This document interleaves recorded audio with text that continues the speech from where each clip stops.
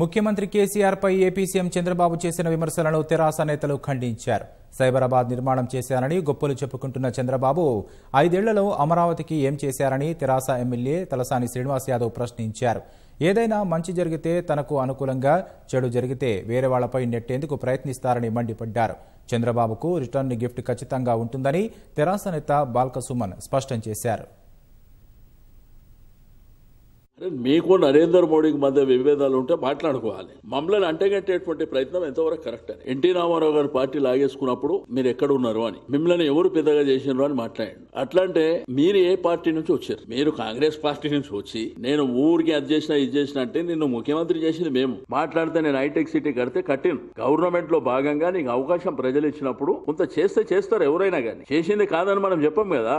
అంతేగాని నీ అంతలో నువ్వు ఊహించుకొని ఏది పడుతుంది నేను సంపద సృష్టించిన, నేను ఎంప్లాయ్మెంట్ సృష్టించిన, మరి ఇంత గొప్ప గీడ కట్టినోని 4 సంవత్సరాల 8 నెలలు అవుతుంది. అమరావతి ఎందుకు కట్టలే? చంద్రబాబు నాయుడు మాట్లాడిందంతా పూర్తి అవాస్తవాలు, పచ్చి అబద్దాలు.